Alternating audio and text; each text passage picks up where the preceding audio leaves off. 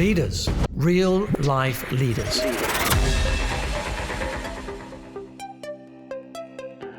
Hey guys, welcome to today's episode. And we have Trevor Blattner, and he is actually not an orthodontist. What is it?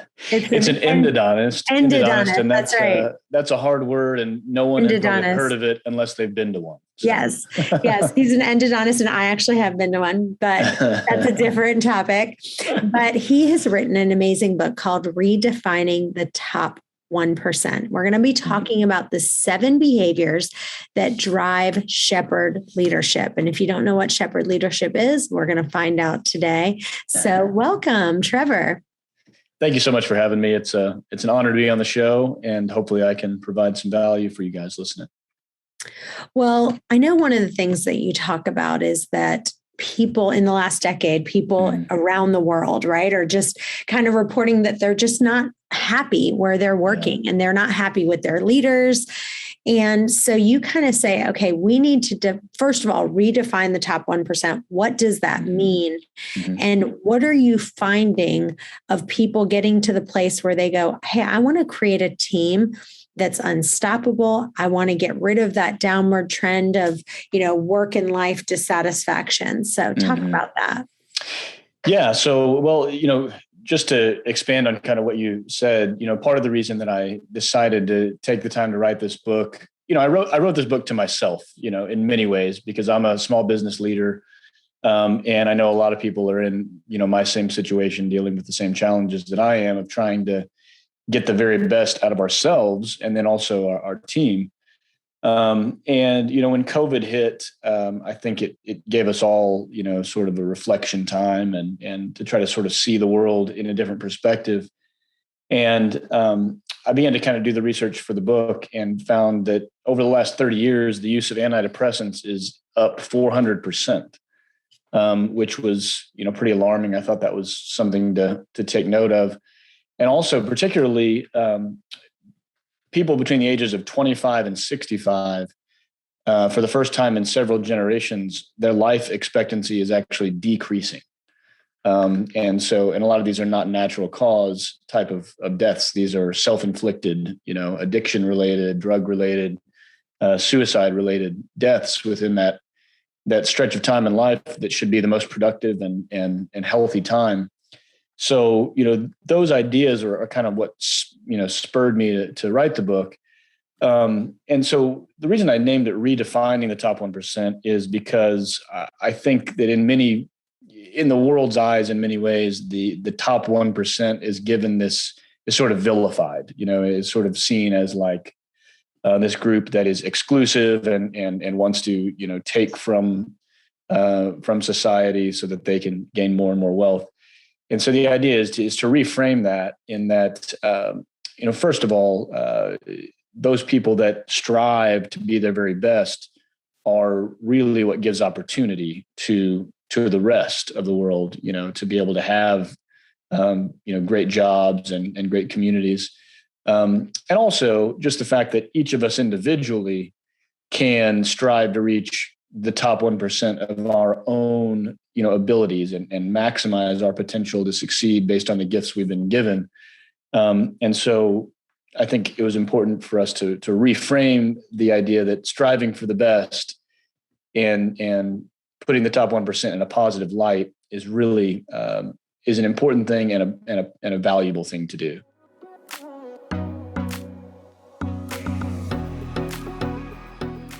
So give us a little glimpse inside the book. Give us a little bit of a tasting. What is some of your favorite parts that you want to share with people?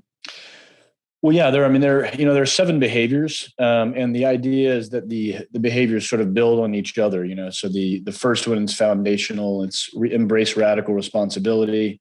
And all of the behaviors are based on evidence. I'm a research guy. So I did my residency in endodontics in Baltimore, Maryland. And part of that was to publish research in peer-reviewed journals. So I became a little bit of a nerd in terms of being interested in what the literature has to say about what evidence there is for behaving in certain ways. So all the behaviors are based on scientific backing, and there are lots of references within the book. So number one is embrace radical responsibility. It's sort of the opposite of an entitlement or victimhood mentality toward life. Having a growth mindset, having the understanding that really what our life becomes is due to our own personal vision and our willingness to take action on that vision. And then, each of the behaviors sort of build upon that.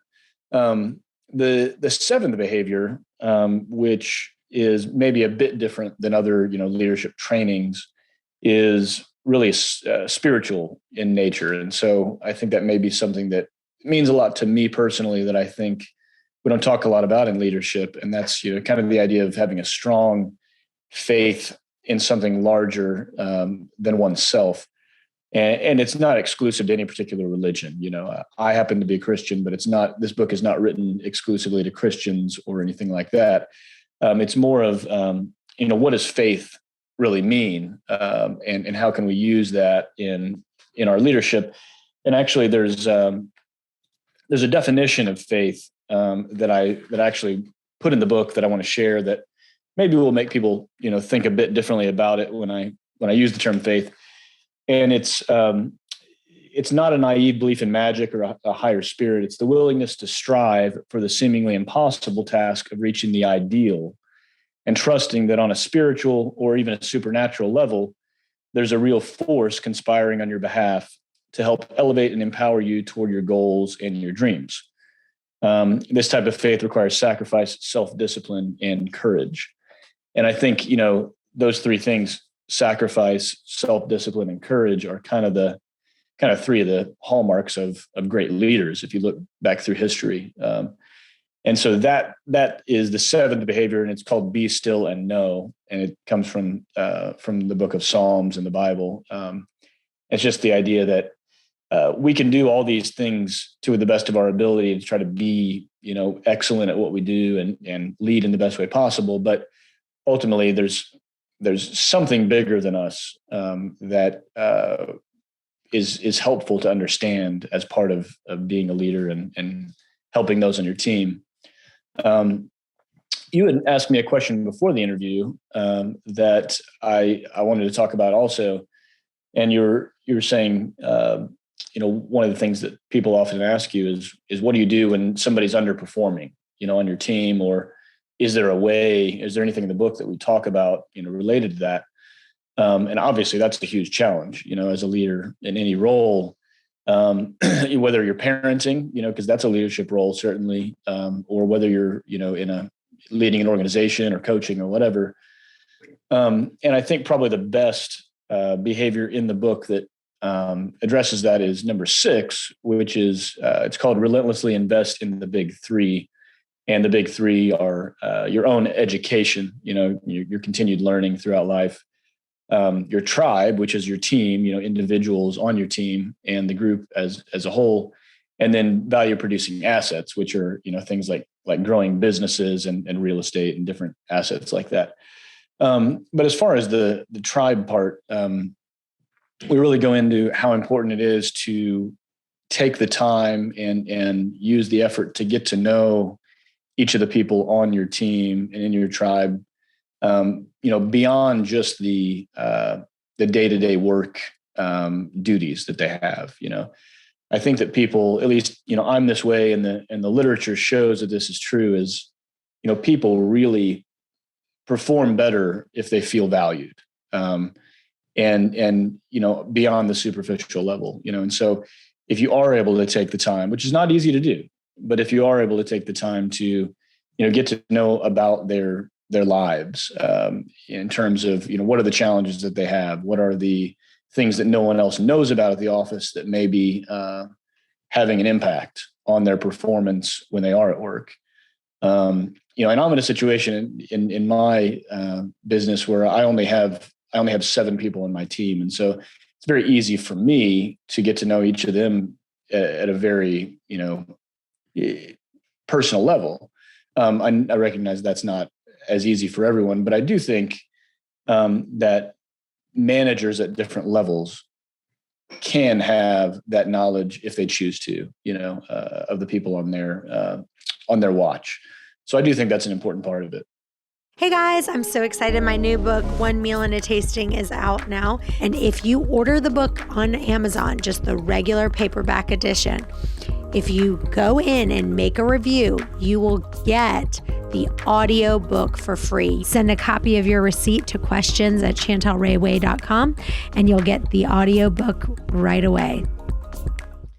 I think what you said about taking radical responsibility is just, I want to stay there for just a minute, because if you think about it, everybody's like, it's not my fault. He did it. Don't blame me. She's the one who, can't seem to get anything done. And we grow up learning to blame others, and in the beginning, it's like we do it to kind of please our parents. Yeah. And then, because we don't want to disappoint them, we have to point the finger. And then it just becomes part of daily living. We turn into victims and whiners. And the people who literally can take responsibility for their actions and thoughts and taking personal responsibility, no matter what, is that, I love that word. It's taking radical responsibility, because I think even some people who can take some responsibility, like I've seen people who they're good at taking some responsibility, but taking radical responsibility it's almost a hard concept to grasp. So I want you to dig deep on that and kind of talk about, give an example. I'll give you we like to do real life stories. Yeah, absolutely. So I'll give you a story, and one of them is that for us as agents, for our leaders, they need to recruit real estate agents to our firm. And so the common things that people say is like, well, it's the spring, it's really busy right now, or people, aren't ready to make a move right now, or, they are, they haven't heard of our company quite yet in the state. We're new. I mean, it's just one reason after another of why they're not hitting the goals that they've set for themselves. So what are the kind of things that they would say that you would say, okay, as your coach, here's what I would say for you to be able to take radical responsibility?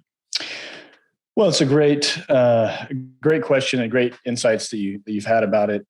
Jocko Willink has a great book about this. Well, there's two of them. Discipline Equals Freedom is one of them.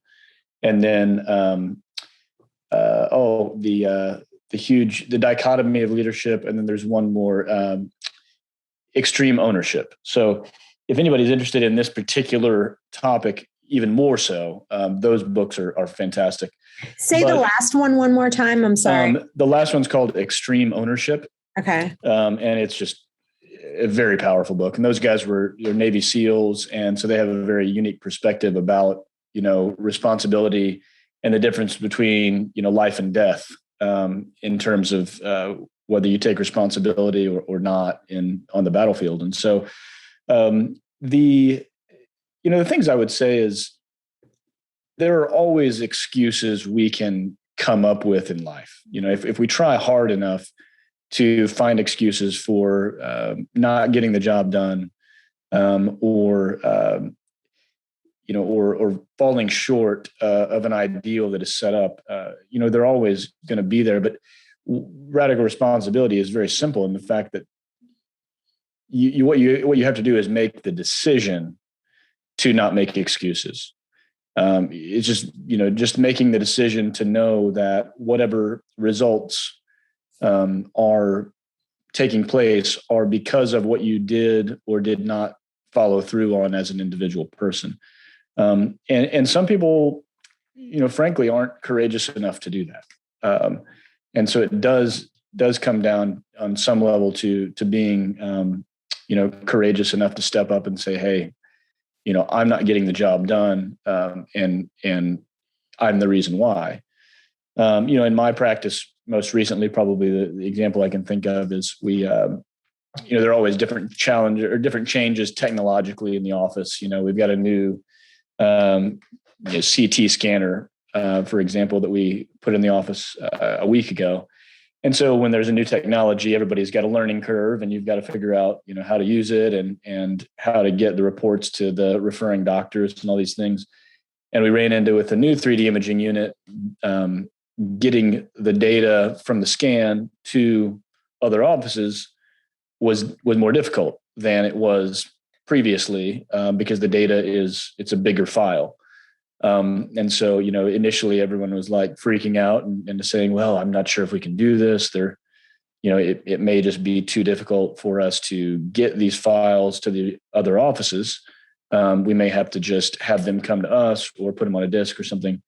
But we knew that other offices in the country had figured it out. And so it was just a matter of taking the time to do the research and get in contact with the right people to figure out how to make it happen. And we figured out that, well, you just have to set up a Dropbox folder for each office and facilitate getting the files to them that way and communicate accordingly. So, it really just is. And was that the easiest thing in the world to do? Yeah, maybe not, but it wasn't impossible. And it really just came down to making the decision to figure out the solution and take the extra steps to making it happen. And I think that commitment to following through on getting the results that are expected is the main step in embracing responsibility.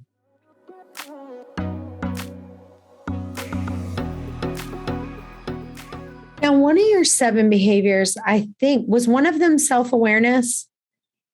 Well, there's a second behavior which is very much related to that. It's called recognize and optimize your higher self.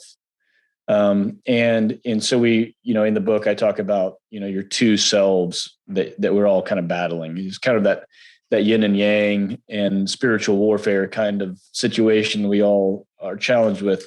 And the higher self is sort of that true self, true identity. And then the primal self is what I call it in the book.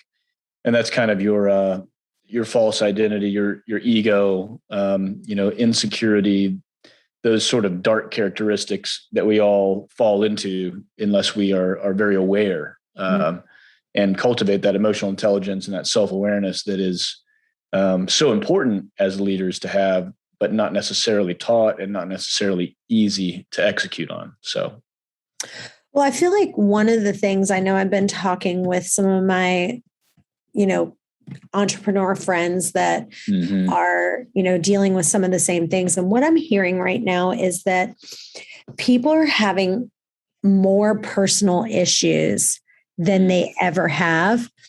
And the people that they do have are kind of more not self-aware, if you could say that, than they ever have been. So they're not even, even though self-awareness, which is knowing who we are and how we're seen, it's important for job performance, career success, leadership effectiveness.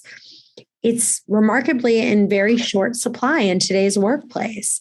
And so I want to kind of have you talk about those two things just for a minute. Of number one, how are you dealing with people who just seems like, they're just not there? It's like this person died, or their family member died, or they've got health issues they're dealing with, or just, it seems like people are getting bombarded with this and that and everything going on. And then on top of it, they don't have that self-awareness of what's going on. Yeah. I think it's two sides of the same coin. Kind of what you're talking about is the one side of just sort of an uncontrolled level of stress that people don't seem equipped to deal with for some reason. And then the second is not even being aware of the fact that they have, all that going on. And the first part, I think does come down, and we talk about this in behavior number 2 in the book. A lot of these ideas, I wouldn't say I learned from, but I was, were brought forth really well by Jordan Peterson in a lot of his talks that he's given. And he wrote his first book, 12 Rules for Life. And then his second one's called Beyond Order. But he's a clinical psychologist. And, just the idea that we as human beings allow stress to control us, in a way that's pathological, almost. And if we're not aware of that fact, it really does deteriorate our performance, definitely as leaders, but as anyone trying to perform any task. So actually in the book, there are lots of exercises. There are like 34, exercises that I have people go through to sort of build these, characteristics or behaviors into their life. And one of them that the Navy SEALs use actually sounds a little bit simplistic, but it's what they use on the battlefield when they're in, highly intense combat situations. And it's called quadrant breathing. It's basically it's just an exercise where you take time to focus on your breath, which sort of clears your mind. And the reason it's called quadrant breathing is they break it into 4 parts where you inhale slowly for 5 seconds, you hold for 5 seconds, you exhale slowly for 5, and then you hold for 5 more. And so you do that sequence for 3 to 5 minutes. And it basically just sort of recenters your mind, gets your blood pressure and your respiratory rate, under control to where you're able to think more clearly. And if you think about it, most of us don't do anything like that, during the day at all. We're flying, myself included, we're flying from one task to the next, one fire to the next, putting it out to try to keep our heads above water. And we never take the time to actually, even take 3 to 5 minutes to, calm ourselves down, get our bodies under control so that then our minds can think more clearly. And I think the more clearly we can think, the more effective we can be as leaders and team members. So that's kind of the, one of the parts on that first part. As far as self-awareness, I'll be honest with you, this is something that I have learned a lot more about and am learning a lot more about personally now. And I'll just tell everyone listening, if you've never taken the time to have, a personal coach, whether that be a business coach or just a life coach, or, even like a counselor, if you ever done counseling or therapy or anything like that, that's something I have done very recently, that I had never done before, that I think can be life-changing in terms of understanding yourself and your own thinking patterns, because self-awareness is not something that comes naturally for most people. And if you're not able to be aware of what, the shortcomings you have in your personality, then you certainly can't correct them. So that's kind of something that I would suggest if people haven't thought of that as an option. Awesome. Well, this has been amazing. Tell listeners where they can find you, where they can follow you, and most importantly, get an amazing copy of your book. Oh, thank you. So, probably the easiest place to find me as far as social media is Instagram. It's just Dr. Trevor Blattner, Trevor Blattner.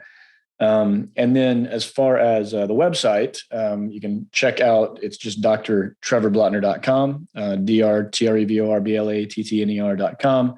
And then if you go to the site and click on the book link or the book tab, the link for the book page is you can actually get free bonuses with it. So you get the audio book and you get the video series and you get the workbook. So you get all that stuff for free if you order the book on our special page. You just have to put your little number in. So, and that is also, there's a page for that separately if you want to go to drtrevorblattner.com/book-bonus, I think it is. So that's all the stuff. That's awesome. Well, you guys stay tuned. We've got another episode coming up in just a few. Bye-bye for now. Thanks for listening to this episode of Real Life Leadership. If you'd like to get the show notes or access more resources, log on to reallifeleaders.com/podcast to get the show notes from this episode and any other resources we might have mentioned. And also, we'd love to hear from you. Be sure to review or rate this podcast on Apple Podcasts to help spread the word. And if you have any leadership questions you want answered, email podcast@reallifeleaders.com.